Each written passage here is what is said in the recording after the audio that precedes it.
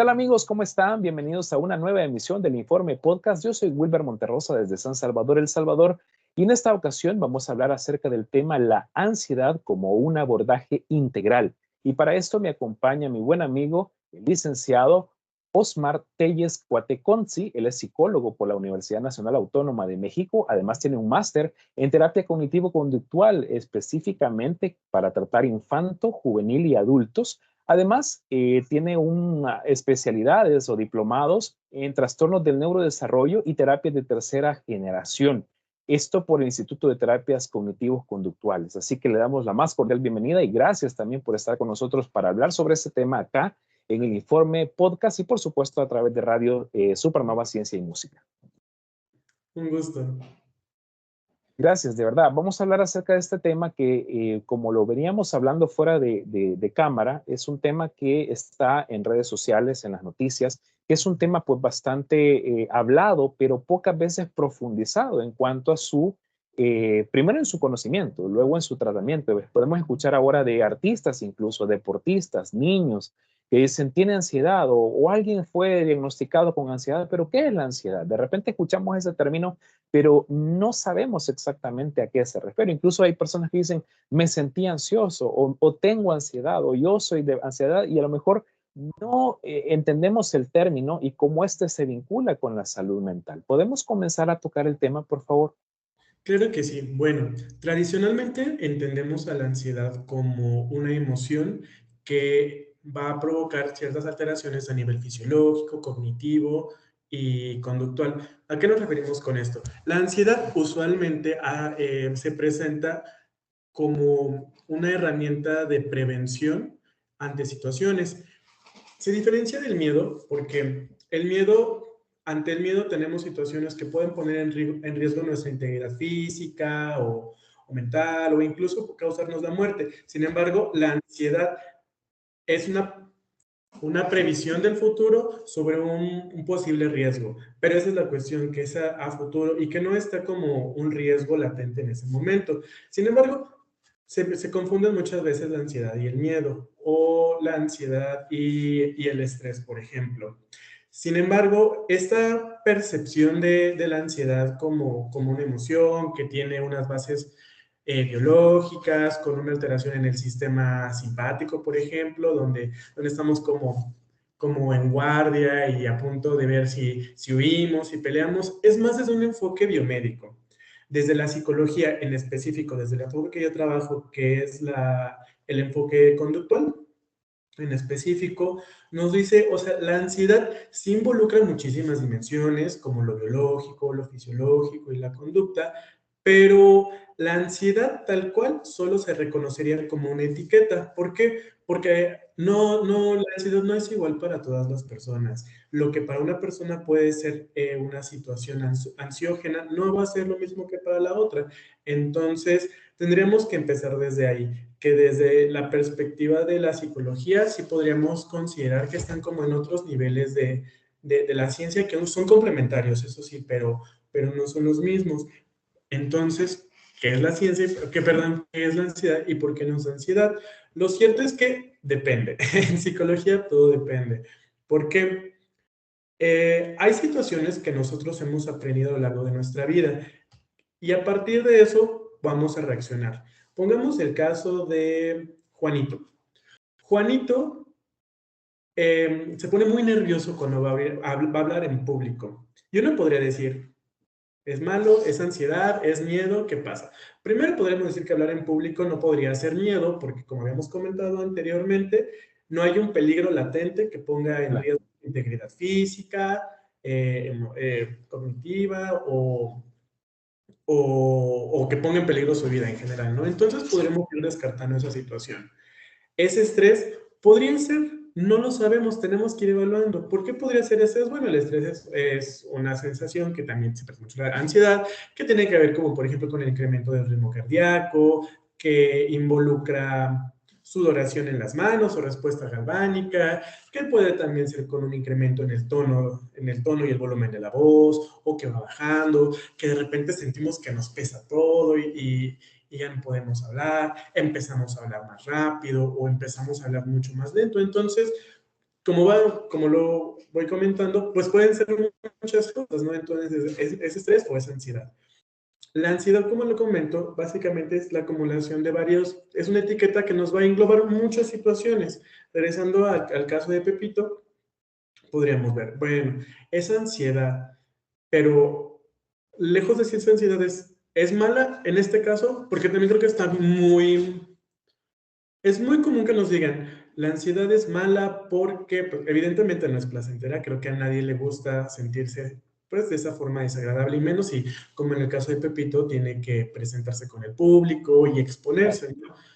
Pero también es entendible en algunas situaciones, porque no es lo mismo que Pepito tenga ansiedad porque quizá le dijeron, tú mañana expones y es un tema que no domina, porque por su historia de vida, sus compañeritos siempre se han burlado de él, por ejemplo, porque no tiene experiencia hablando en público. En ese caso podríamos decir, pues es normal que se sienta así, ¿no?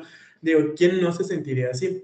A diferencia de que sea quizá una situación donde, por el contrario, es un tema que domina, incluso le gusta el tema, y él ha buscado y precisamente como él ha intentado tener como la oportunidad de platicar con sus compañeros sobre un tema que le gusta. Sin embargo, en esta situación se bloquea y se queda callado o le empieza a vibrar la voz y está como...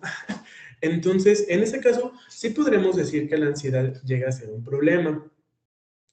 Una de las características de la ansiedad como una emoción es que es común a todas las personas.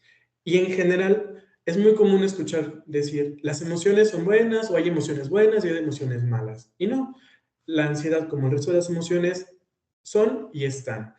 Se identificarán como adecuadas o no adecuadas en un contexto y en un momento determinado.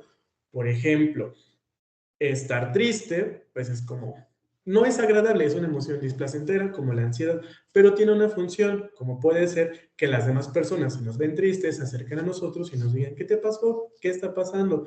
El enojo es una emoción que no es buena ni es mala. ¿Por qué? Porque la ventaja es que nos prepara para el combate o para poner más atención o para poner límites. La ansiedad no es buena y no es mala. Como comentaba anteriormente, la ansiedad nos permite anticipar un posible peligro. Y podemos poner otro caso. Si yo voy caminando a las 10 de la noche y empiezo a escuchar que hay perros, que hay ruido cerca de mí, que está muy solitario el camino, uno no diría que está mal sentirnos ansiosos, ¿no? Porque precisamente nos anticipa un posible riesgo. En ese caso sería adecuado. Cuando probablemente podría ser un problema cuando estoy quizá en mi sala viendo la televisión y de repente empiezo a sentir una sensación desagradable y empiezo Ujú. a tener como este bucle o este ciclo de pensamientos de, ¿y si pasa esto? Y si llegan y se meten en mi casa y me golpean o me roban? Entonces, probablemente ahí sí podría ser un problema. Y digo probablemente porque incluso este tipo de pensamientos no puede ser un problema cuando quizá esa persona se dedica a contar historias. Entonces, pues para él es como se va imaginando y lejos de que sea algo desagradable para él, pues es como de, ay, sí, me puede servir para esto, para esto. Entonces, lo que le comento, que sea o no un problema va en función, primero, del contexto en el que se desarrolla, del momento en el que se desarrolla y de si también la persona considera que es un problema. Muchas veces nosotros evaluamos a la ansiedad u otras emociones en función de lo que socialmente se espera, pero probablemente en otro momento de nuestra historia de desarrollo y de la sociedad, pues no se contemplaban como algo bueno o al contrario se contemplaban como algo malo, sino va evolucionando. Entonces, primero podríamos decir eso, la ansiedad es una emoción, no es buena, Correcto. no es mala, tiene una función que es prevenirnos de un posible peligro y se va a evaluar como algo problemático o no problemático en función de la intensidad si la persona que lo experimenta lo considera o no un problema y pues básicamente sería eso. Ok. Hablemos en cuanto a la línea de tiempo, porque hay personas, yo he escuchado personas que dicen, bueno, hace mucho tiempo la vida no era así, no había tantos casos de gente ansiosa. Pregunto yo, ¿es esto cierto a la luz de los registros que hay? Es decir, antes habían, estamos hablando de 30, 40 o más años, habían menos casos de ansiedad registrados o a lo mejor no se tipificaba como ansiedad, pero ahora sí podemos decir que sí lo era, o la vida moderna que nos lleva ahora con esta bombardeo de información, con esta vida agitada que tenemos, ¿será uno de muchos factores que pueden detonar que varias personas padezcan o tengan esta situación de ansiedad? La respuesta corta podría ser sí, pero también depende. Ok, Una es que las personas no se acostumbraba y difícilmente se daba la oportunidad de, primero, de reconocer qué era lo que estábamos sintiendo. Al menos, por ejemplo, desde la parte de lo que se esperaba tradicionalmente de un hombre, era como de, ¿cómo hablar de emociones, no? Y se relegaba como únicamente a las mujeres. Afortunadamente ha cambiado y no solamente bueno, se han incrementado prácticas para que también los hombres se vayan como involucrando en esta parte del reconocimiento de las emociones, pero también era un tema del que se hablara, entonces sí había un conocimiento relativamente general, pero no es lo mismo no nombrarlo como ansiedad a no experimentarlo. Como le comentaba, correcto. la ansiedad es una emoción, entonces es para todos, es universal. Hay un psicólogo que se llama Paul Ekman que precisamente hizo un análisis entre varias culturas y él nos decía, pues es que se presentan, o sea, todo esto se presenta, las emociones son universales porque independientemente de si analizamos a un grupo de Uganda, de Madagascar, de México, de Colombia, de Hungría, todos van a presentar esas emociones, son universales e incluso la expresión emocional y la experiencia fisiológica son muy similares, ¿no? De repente cuando tenemos ansiedad se nos pueden juntar, podemos fruncir el ceño, por ejemplo, y de las respuestas fisiológicas usuales, el cuerpo nos pesa, sentimos un agujero en el estómago, nos sudan las manos. Eso es común.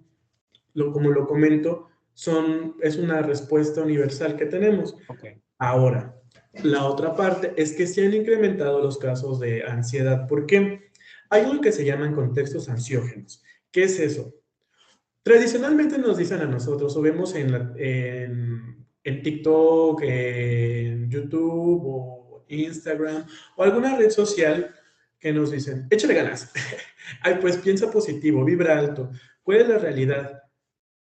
¿Cómo esperas no tener quizá ansiedad si vives en un contexto que no te favorece, ¿no? Si claro. tienes un ingreso que está por debajo de la media, o incluso puedes tener un buen ingreso, pero la calidad de vida que llevas o el ritmo de vida, independientemente de que quieras o no, absorbe tus recursos, porque probablemente no tienes una casa y tienes que rentarla, porque si tienes un hijo o una mascota, involucra un gasto, sin hablar de que tengas o no alguna enfermedad.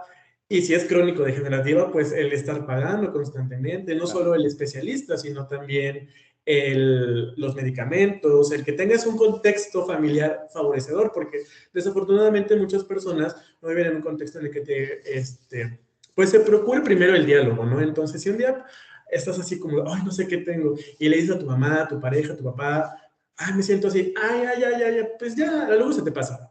Es como, bueno, ¿con quién me comunico, no? Entonces es otra situación. Si trabajas en un contexto laboral con un clima organizacional pesado, donde pues tu jefe no es el más amable, tus compañeros son medio chismosos, por ejemplo, pues también es eso es como de, o sea, se van sumando poco a poco. Sí, Entonces, también desde esta perspectiva podemos decir que la ansiedad no se limita únicamente a una respuesta fisiológica de neurotransmisores, se tiene que evaluar cuando él lleva terapia, por ejemplo, todo este contexto, tanto lo biológico como la historia de aprendizaje y los contextos en los que viven. A partir de eso, sí podemos decir que han incrementado los casos de ansiedad en un nivel en el que ya genera problemas para la persona, porque como lo comento, pues ansiedad podemos tener todos, ¿no? Es una respuesta correcto. natural, pero si las condiciones y la precariedad económica de violencia, por ejemplo, aquí en México, pues como en muchas partes, lamentablemente, de Latinoamérica, vivimos en un contexto Sí, sí. que llega a ser violento. Entonces, pues, ¿qué esperas, no? De, ay, voy a salir a las 10 de la noche de mi trabajo y ojalá no me asalten, por ejemplo. Que insisto, no pasa en todos los lugares, pero para ejemplificar. Sí, sí. Bien, esto que acabas de mencionar es muy cierto, porque nuestra región latinoamericana, yo sostengo que tenemos un contexto tan parecido que creo que a veces lo único que cambia es el acento, pero son condiciones muy, muy parecidas desde México hasta Argentina. Y ciertamente hay cuadros o mejor dicho, patrones de situaciones que pueden favorecer que aparezcan de repente estos estados de ansiedad, ¿verdad? Con bastante lógica, como lo mencionabas, por ejemplo, salir noche, estar en un contexto donde hay peligrosidad, obviamente todo eso va sumando a que las emociones puedan empezar a salir a flor de piel. Toquemos entonces una pregunta que muchas personas buscan en Internet y se preguntan si ya fueron a lo mejor por un psicólogo, por un psiquiatra, eso luego nos lo puedes aclarar, diagnosticados cuando ya es un trastorno de ansiedad o ansiedad crónica. ¿Esto tiene cura o tiene tratamiento? Pues primero contextualizar qué es un trastorno. Un trastorno es una desviación o una alteración de lo que se conoce como normalidad. Y digo se conoce como normalidad entre paréntesis porque, como lo comentaba anteriormente, todo depende del contexto. Si Sí. lo socialmente aceptado es tener como un alto nivel de tolerancia a la frustración, por ejemplo, y empiezas como a flaquear, los demás pueden decir, tienes ansiedad. Y tú también te puedes reconocer como una persona ansiosa. Sin embargo, si quizá hay una mayor apertura a este tipo de situaciones o quizá por tu historia de vida tienes, pues no has vivido en un contexto tan demandante, por ejemplo, probablemente tus niveles de ansiedad pueden ser más bajos y ese trastorno o lo que se espera por el contexto quizá privilegiado en el que te desarrollas pueden estar como con estándares más altos o más bajos para considerarse normal. Entonces, ese es un punto. Ahora, es esta parte de decir que es un trastorno o que es una enfermedad, por ejemplo, es meramente desde un enfoque biomédico. Desde la psicología podremos decir que no hay, desde la psicología, desde el enfoque conductual, decimos que no hay enfermedades mentales o que realmente los trastornos mentales no tienen validez como elemento explicativo. ¿Por Sí. qué? Porque una enfermedad tiene una base orgánica o un elemento patológico, no así lo que nosotros experimentamos. Pongamos un ejemplo. Cuando a ti te daba COVID-19, tenías pues un virus y había una alteración orgánica. Tenías síntomas como podían ser dificultades para respirar, pérdida del olfato, del gusto, quizá fiebre, ¿no? Y te considerabas como una persona quizá con gripe, una gripe muy fuerte, por ejemplo, ¿no? Sí. Entonces teníamos como la etiqueta, que sería que tenías gripe, los síntomas, que son los que describimos, y una base orgánica o una base que tenía como un patógeno, por ejemplo. En el caso de los que tradicionalmente se entienden como enfermedades mentales o trastornos mentales, no hay una base orgánica bien definida ni un patógeno. No es que te diga, ay, me dio ansiedad, porque pues la ansiedad no es sustancia, no es cosa. Si bien si hay alteraciones a nivel endógeno, por ejemplo, con los neurotransmisores, hay modificaciones a nivel fisiológico, como el ritmo cardíaco, como pues todo lo que nos comentaba sudoración Sensaciones. cavernosa, Sí, sí. eso, pues no hay una base orgánica meramente, no es como que digas, ay, la ansiedad la tengo aquí en el lóbulo prefrontal, o la Claro. tengo, por ejemplo, en el corazoncito, ¿no? No sucede así. Lo que pasa es que son una serie de conductas que vamos aprendiendo y que si trabajamos en ellas, pues ya no se considera que es ansiedad. ¿A qué voy con esto? Una persona, digamos que ahora Toñita o Antonia viene a consulta conmigo, ¿no? Y Toñita me dice, es que yo siento que tengo ansiedad. Primero sería saber qué entiende ella por ansiedad, porque la ansiedad ha sido tan ocupada para describir cierto tipo de situaciones que no es igual para todos lo que entienden por ansiedad o lo que entienden quizá por una preocupación o depresión o lo que sea. Entonces, primero es como de, a ver, ¿qué está pasando? ¿Qué entiendes tú por ansiedad? La otra es, ¿qué síntomas tienes, no? ¿Qué presentas o por qué consideras que tienes ansiedad? Ah, pues por ejemplo, porque cuando estoy en mi casa empiezo con un pensamiento con forma de bucle y lo repito y lo repito y lo repito y me siento muy mal porque es incapacitante, o sea, llega un momento en el que no me puedo parar porque estoy postrada en mi cama y esa sensación de desagrado, o sea, no me permite moverme. Ah, ok. ¿Qué otra cosa? ¿Sientes algo más? No, pues sí, tengo empiezo a temblar muchísimo, por ejemplo, ¿no? Ah, bueno.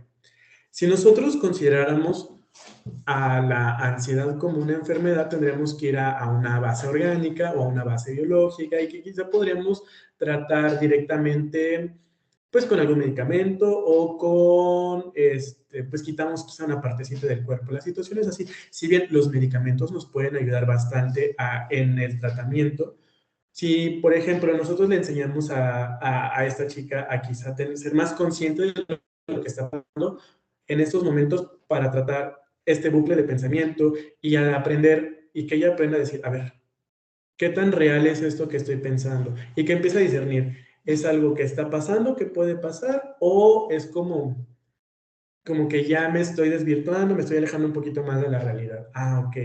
Que empiece a ser más crítico con sus pensamientos. ¿Qué tan real es esto? ¿Realmente va a venir alguien aquí y me va a asaltar? ¿O estoy como muy bien? ¿No ha pasado? ¿No hay indicadores de que alguien haya entrado? Entonces, empieza a disminuir. Perdón que te interrumpa. Es solo para aclarar, porque a lo mejor nuestra audiencia puede pensarlo. Es como una forma de dialogar consigo mismo, esta Ujú. comunicación interpersonal, y de alguna forma cuestionar que lo que siento o lo que tengo es real o no. Es decir, empezar a retar de alguna forma eso que me está generando temor. ¿Es así lo que estás diciendo? Sí, se va, Ok, por ejemplo, se gracias. puede ir entrenando con ellos. La otra, entonces de repente ya no tiene como este bucle de pensamiento porque ya a partir de las herramientas que se van trabajando ya no tienen este bucle de pensamiento. Con esta parte de la sensación desagradable de estar temblando, le enseñamos a identificar en qué momento está sucediendo. Si es siempre, si es un momento en específico, quizá alguna técnica para relajarse. Que aquí me gustaría aclarar algo. Es muy frecuente que te digan, respira y ya con eso ya vas a estar bien. Estas respiraciones y ya, o sea, no siempre funciona así. De hecho, el respirar en algunas situaciones puede mantener esta situación de ansiedad. A mí me da ansiedad viajar en avión. Ok, Y hay estudios que te dicen, si te expones a lo que te da ansiedad o miedo, preocupaciones, va a haber un punto en el que sí te vas a poner muy ansioso y después va a bajar todo. Entonces yo digo, sí, sí, sí, sí, sí, me voy a subir al avión y ya para que se me quite la ansiedad o el miedo, ¿no?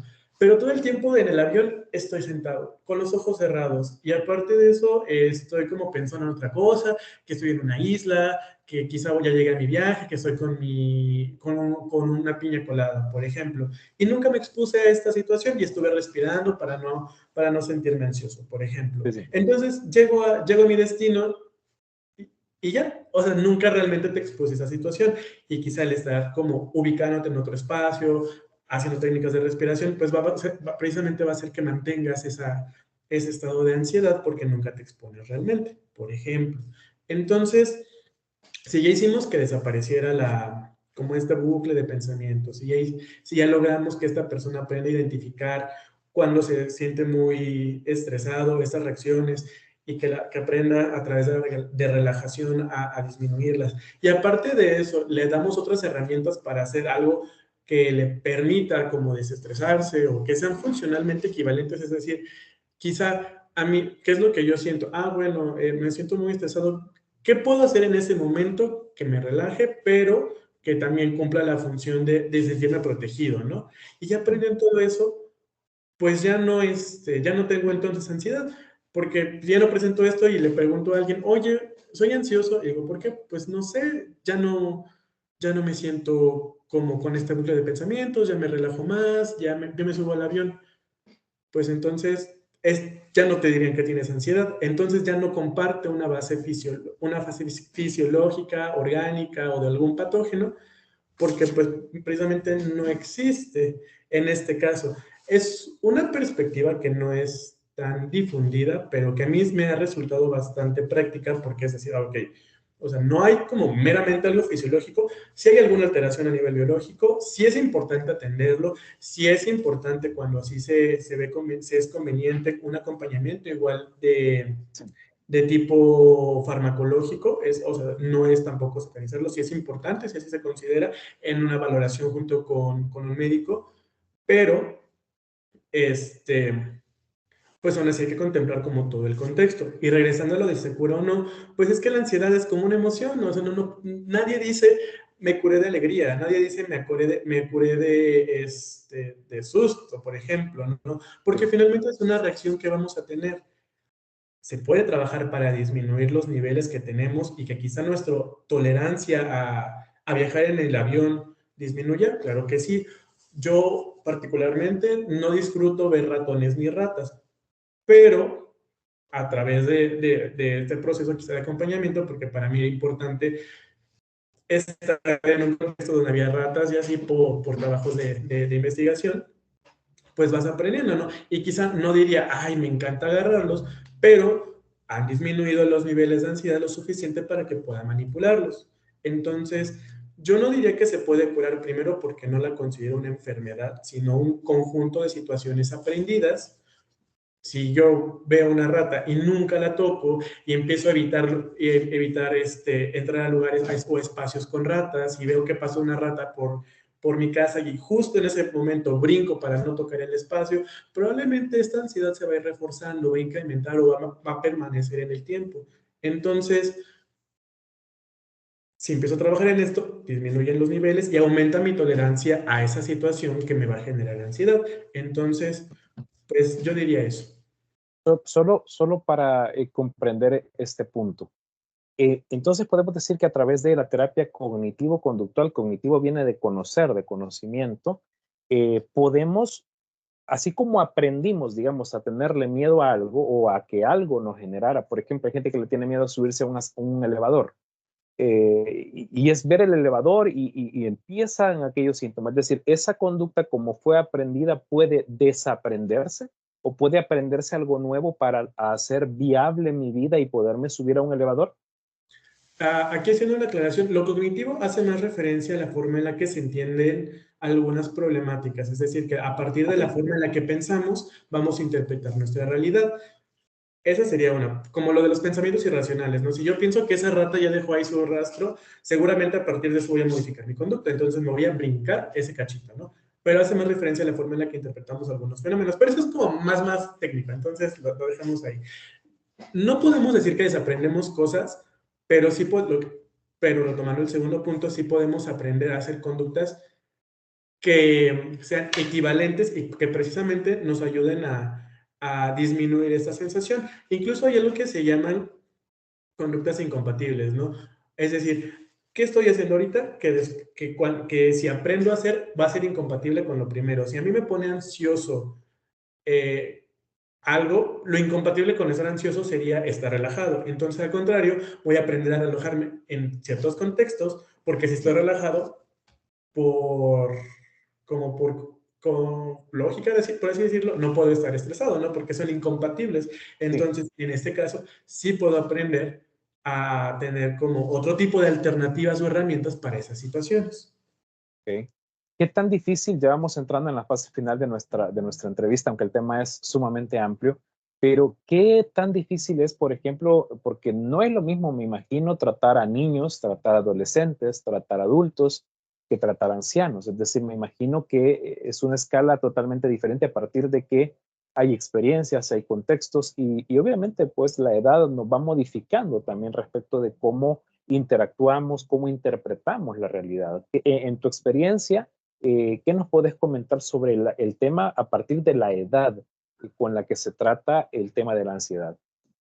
Pues sí hay una cierta tendencia a adquirir algo que se llama flexibilidad cognitiva, es decir, esta capacidad que tenemos al cambio, en la que va disminuyendo un poco más con la edad. Hay algo que se llama como correlación, es decir, que si está muy relacionado el que entre más grandes somos, la capacidad de adquirir otro tipo de herramientas va disminuyendo, pero no es significativo. Claro, Como se dice mucho en psicología, depende del compromiso que tengamos, depende también de nuestro contexto. Yo puedo tener todas las ganas como un adulto mayor, por ejemplo, de cambiar, pero si mi contexto no lo permite, difícilmente lo vamos a hacer. Yo puedo estar yendo a terapia y ser muy constante y hacer las actividades que me dejan, ¿no? Pero si vengo nuevamente, vivo en un lugar sumamente violento o en un contexto en el que se burlan de mí y no puedo quizá poner los límites que me gustarían porque quizá es mi jefe y digo, no es justificante el que sea mi jefe, pero lamentablemente hay contextos donde es de, oh, pues, si no te gusta, pues vete, ¿no? Y es de, claro. pues es que no quiero perder mi trabajo. Entonces, depende precisamente de eso. O sea, no solamente es por parte de la persona, no solo es por la edad, es el contexto que nos puede permitir o no desarrollar las herramientas que nos gustarían, incluso el factor económico, ¿no? O sea, yo puedo tener todas las ganas y quizá poner toda la atención y comprometerme con conseguir el tratamiento que vamos diseñando. pero si en algún punto ya no puedo continuar por cuestiones económicas, ¿cómo se hace? Entonces, sí tendremos que evaluar eso y considerarlo. Con los niños relativamente es más fácil, primero porque tienen igual mayor apertura al cambio, Sí, sí, porque van con un apoyo con los papás usualmente, a veces no, lamentablemente, pero es muy común involucrar a los papás e irles enseñando igual algunas estrategias para trabajar con el niño, se trabaja con los profesores, entonces ese es un trabajo multidisciplinar y el cambio tiende a ser menos complicado. En los adultos entran en juego muchas más variables. correcto. Sin duda, es un tema, Osmar, bastante amplio, que yo te invito a que podamos hacer una segunda parte de este tema porque creo que nos da para más, creo que la audiencia va a quedar con ganas de escuchar más, de entender más y mejor. Y lo más importante que siempre busquemos a los especialistas, a las personas que se han preparado, que tienen un respaldo, que tienen una responsabilidad. Y desde acá, pues nuestra responsabilidad periodística también es llevar a ustedes la mejor información en este caso, desde la ciencia, lo que dice la ciencia, lo que dice la evidencia, y tener cuidado con las voces de repente o con prácticas que hablábamos con Osmar fuera de cámara, que de repente pueden ser pseudocientíficas y que no nos van a traer realmente una solución o un alivio, sino que al contrario, podrían agravar esta situación. ¿Algún consejo, Osmar, para nuestra audiencia respecto de esto que estamos comentando? Pues yo diría que si sienten que algo está pasando, acudan a terapia. Uno, porque el primer paso es el autodiagnóstico. Muchas veces se dice, ay, no, ya, o sea, ya todo el mundo tiene ansiedad, pero el hecho de que ya identifique que hay una situación que está pasando, sí sería importante acudir. Igual y no es ansiedad, igual y es otra situación, pero si ya estás identificando que algo está pasando, creo que es una muy buena oportunidad para acudir con alguien que esté como en este proceso de acompañamiento. Yo creo que no está mal el autodiagnóstico, pero sí ser conscientes de que probablemente si yo me identifico con alguna de esas etiquetas de ansiedad, como estrés o cosas por el estilo, probablemente no sean así, pero el que yo me asuma como que está pasando algo es un muy, muy, muy buen inicio para poder decir, creo que necesito ayuda. Excelente. Reconocer realmente es el primer paso, ¿no? Para encontrarle solución a esta situación que aqueja a muchas personas en el mundo. Así que busquemos ayuda. Ahí podemos encontrar eh, distintas situaciones en la unidad de salud, en los sistemas de salud de nuestros países, pero acudir siempre con una persona profesional. Eso es importantísimo que lo tengamos claro. Ha sido el máster Osmar Telles desde la Ciudad de México acompañándonos con este tema tan importante y quien no dudo podrá, o te hago la invitación para que nos puedas acompañar en una futura fecha para seguir hablando de esos temas de ansiedad y por supuesto de salud mental para tener el conocimiento de primera mano de los expertos. Muchas gracias por tu tiempo y gracias por estar con nosotros. Muchas gracias. Gracias a ustedes, amigos, por estar pendientes de una nueva emisión del Informe Podcast. Yo soy Wilber Monterrosa y les invito a estar pendientes siempre de nuestro canal de YouTube de www.elinformeciencianews.com y por supuesto de Radio Supernova, Ciencia y Música para seguirse informando y por supuesto teniendo la información valiosa sobre temas de ciencia, salud, medio ambiente, tecnología e innovación. Hasta la próxima.